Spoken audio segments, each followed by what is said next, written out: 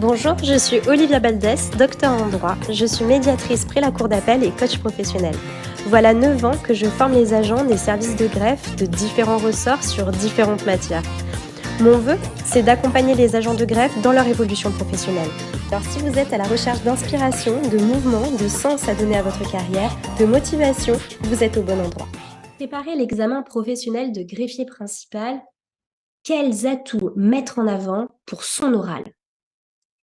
L'examen professionnel de greffier principal constitue une étape importante dans le parcours professionnel des greffiers qui souhaitent acquérir de plus grandes responsabilités de gestion des services.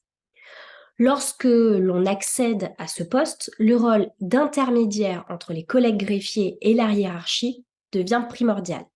C'est un rôle complexe, mais ô combien important, qui demande des qualités spécifiques de savoir-être et de savoir-faire.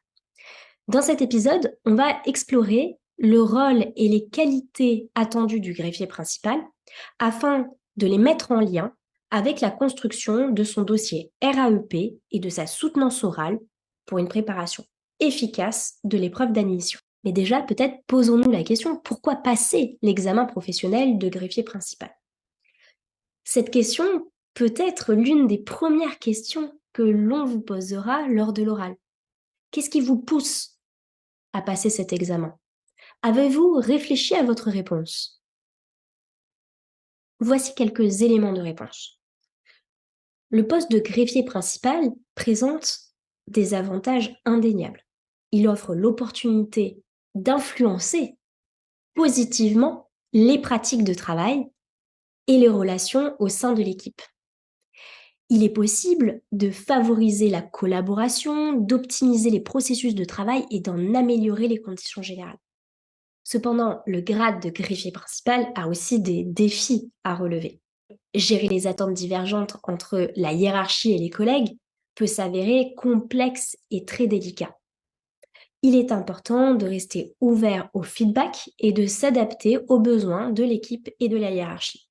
L'humilité et l'intégrité sont des atouts précieux pour maintenir l'équilibre et la cohésion.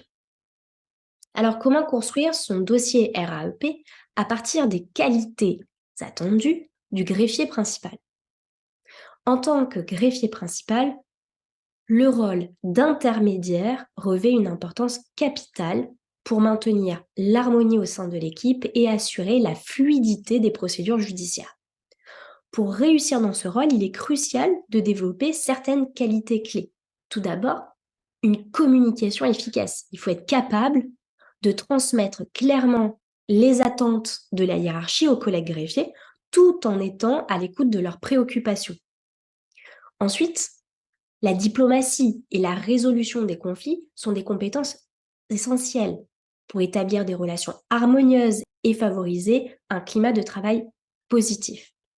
Enfin, une solide expertise technique et une connaissance approfondie des procédures judiciaires sont nécessaires pour inspirer confiance et respect au sein de l'équipe et être un appui de la hiérarchie.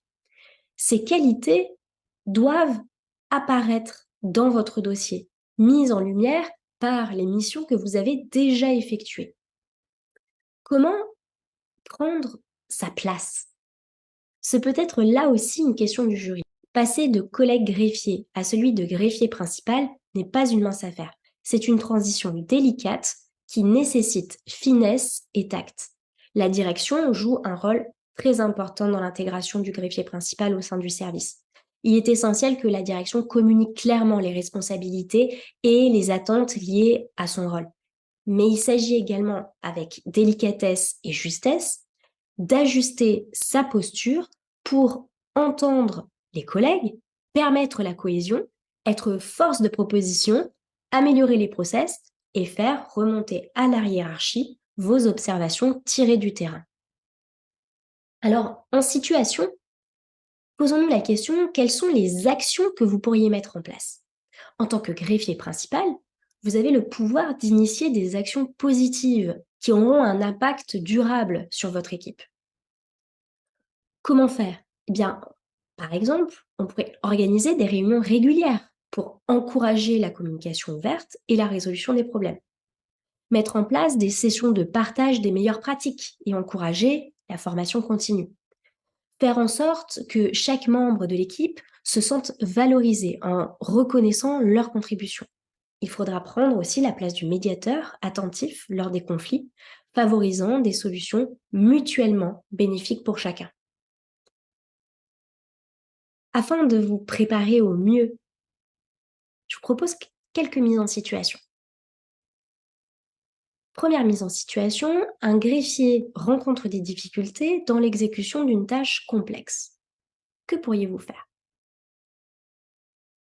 Mettez pause pour prendre le temps de réfléchir à cette mise en situation.